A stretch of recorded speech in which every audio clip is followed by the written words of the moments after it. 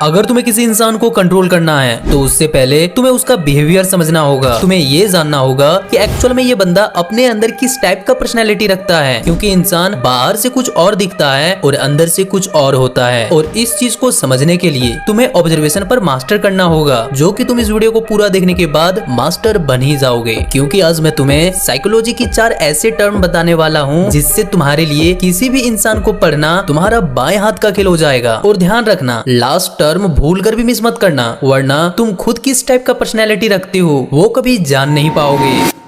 Disclaimer, ये video only educational purpose के लिए बनाया गया है, इसलिए इसका गलत यूज मत करना, क्योंकि इस वीडियो को देखने के बाद तुम दुनिया को वैसे नहीं देखोगे जैसे अभी देखते हो। अब अगर तुम रेडी हो तो चलो शुरू करते हैं the dark game of mind.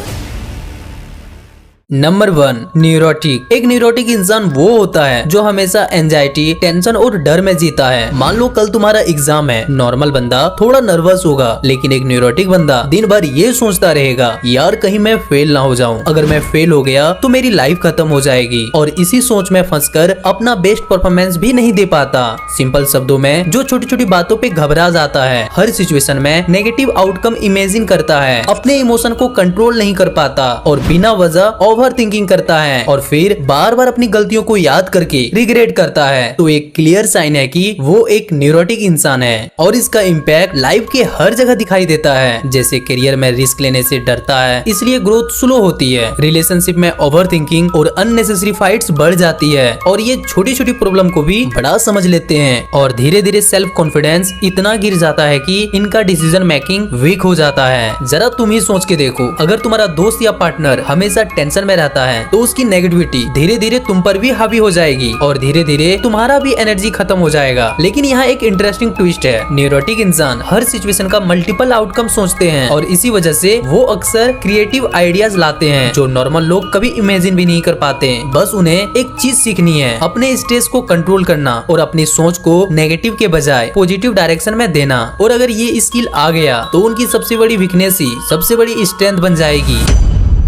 Number 2, distrustful. एक डिस्ट्रस्टफुल इंसान वो होता है जो हर किसी पे भरोसा नहीं करता। उनके दिमाग में हमेशा एक डाउट चलता रहता है, यार ये बंदा मुझे धोखा दे सकता है, मुझे चीट कर सकता है, चाहे पार्टनर हो या दोस्त। डिस्ट्रस्टफुल इंसान इजीली ट्रस्ट नहीं करता। मान लो तुम अपने पार्टनर को मैसेज भेजते हो, वो थोड़ा लेट सीन करती है। अब नॉर्मल बंदा सोचेगा शायद बिजी होगा, लेकिन डिस्ट्रस्टफुल बंदा सोचेगा वो रिप्लाई क्यों नहीं दे रही, क्या हुआ होगा, कहीं किसी और से तो बात नहीं कर रही। सिंपल शब्दों में, जो हर बात पे शक करता है, दूसरों की इंटेंशन पर ट्रस्ट नहीं करता, अपनी पर्सनल लाइफ में भी किसी को आने नहीं देता, सिलेक्टिव रहता है, इमोशन कभी एक्सप्रेस नहीं करता और हर रिलेशनशिप में प्रूफ मांगता है, तो एक क्लियर साइन है कि वो एक डिस्ट्रस्टफुल बंदा है। और इसका इम्पैक्ट लाइफ के हर एरिया में दिखाई देता है। रिलेशनशिप में मिसअंडरस्टैंडिंग और ब्रेकअप कॉमन हो जाते हैं। कभी कभी क्लोज इंसान को भी ये एनिमी समझ लेते हैं और धीरे धीरे इनकी लाइफ में लोनलीनेस और इनसिक्योरिटी बढ़ जाती है। जरा तुम ही सोच के देखो, अगर तुम्हारा दोस्त या पार्टनर हमेशा तुम पर शक करता रहेगा तो धीरे धीरे तुम्हारी खुद की पीस ऑफ माइंड भी चली जाएगी और तुम्हारा रिलेशनशिप को सरवाइव करना मुश्किल हो जाएगा। लेकिन यहाँ भी एक इंटरेस्टिंग ट्विस्ट है, डिस्ट्रस्टफुल लोग अक्सर शार्प ऑब्जर्वर होते हैं। वो छोटी छोटी डिटेल्स नोटिस कर लेते हैं जो नॉर्मल लोग इजिली नहीं कर पाते। बस उन्हें एक छोटी चीज सीखनी है, अपने डाउट को बैलेंस करना और अपने ऑब्जर्वेशन को पॉजिटिव डायरेक्शन में यूज करना। और अगर ये स्किल आ गई तो इनकी वीकनेस ही इनकी सबसे बड़ी स्ट्रेंथ बन जाएगी।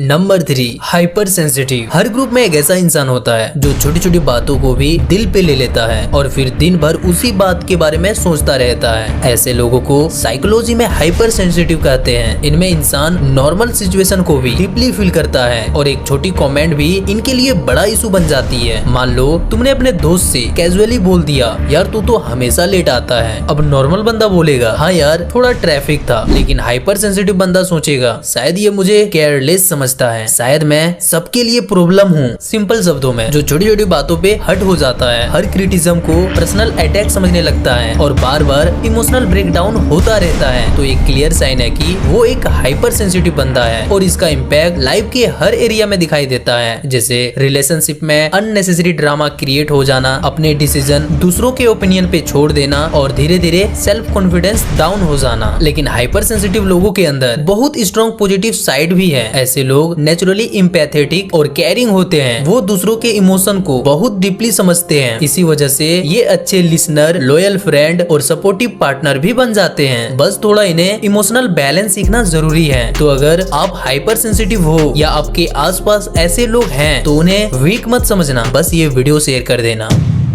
Number 4, cynical. हर ग्रुप में एक ऐसा इंसान होता है जो हर किसी पर 100% ट्रस्ट नहीं करता। हर किसी की अच्छाई उसके लिए नेगेटिव थॉट रखता है। ऐसे लोगों को साइकोलॉजी में सिनिकल कहते हैं। ऐसे लोग हमेशा मानते हैं कि दुनिया सिर्फ अपने फायदे के लिए चलती है। कोई भी इंसान उसके नजर में जनरली गुड नहीं होता। अगर तुम उनकी हेल्प कर दो तो वो सोचेगा इसके भी पीछे कोई ना कोई सेल्फिश मोटिव होगा। देखो, ऐसे सोच कभी कभी सर्वाइवल के लिए यूजफुल होती है, लेकिन अगर ये ज्यादा हो जाए तो ये इंसान के अंदर इमोशनल स्ट्रेस भर देता है और अकेलापन महसूस करवाता है। सोचो, तुम्हारे ऑफिस में एक दोस्त ने तुम्हारी रिपोर्ट कंप्लीट की और बॉस ने उसकी तारीफ कर दी। नॉर्मल इंसान सोचेगा वाह यार, इसने मेरी हेल्प की, काम बढ़िया किया। बट सिनिकल बंदा सोचेगा शायद ये अपनी इमेज बनाने के लिए ऐसा किया या मुझे बॉस की नजरों में गिराने के लिए किया। सिंपल शब्दों में, जो हर अच्छाई के पीछे हिडन मोटिव ढूंढता है, हर एक्शन के पीछे नेगेटिव सोच रखता है, ये लोग जल्दी ट्रस्ट बिल्ड नहीं कर पाते और रिलेशनशिप में हमेशा डाउट रहते हैं। तो एक क्लियर साइन है कि ये एक सिनिकल बंदा है और इसका इम्पैक्ट लाइफ के हर एरिया में दिखाई देता है, जैसे इमोशनल डिस्टेंस मेंटेन रखना, अपनी फीलिंग्स को रेयरली एक्सप्रेस करना,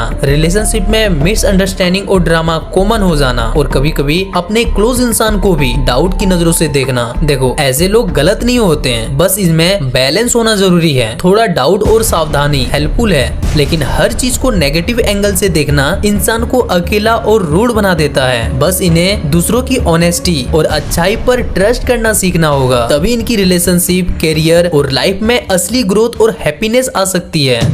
ये थे 4 साइकोलॉजिकल टर्म्स जो हर इंसान की पर्सनैलिटी का एक अलग पहलू दिखाता है। हो सकता है तुम ये सोच रहे हो मेरे लाइफ में भी ऐसा कोई इंसान है, या शायद तुम खुद इनमें से एक हो। तो याद रखो, साइकोलॉजी का नॉलेज सिर्फ समझने के लिए नहीं है, ये तुम्हें खुद को समझने, सुधरने और अपने लाइफ का कंट्रोल लेने का रास्ता देता है। और अगर तुम अपनी कमजोरियां पहचान लोगे तो उन्हें मैनेज और कंट्रोल करना भी आसान हो जाएगा। चलो, अब तुम मुझे कमेंट करके बताओ तुम्हारे अंदर कौन सी पर्सनैलिटी ज्यादातर दिखाई देता है। और हाँ, अगर तुम अपने माइंड को पावरफुल बनाना चाहते हो तो चैनल को सब्सक्राइब जरूर कर लेना और वीडियो को लाइक करना मत भूलना। मिलते हैं एक ऐसे ही पावरफुल वीडियो के साथ।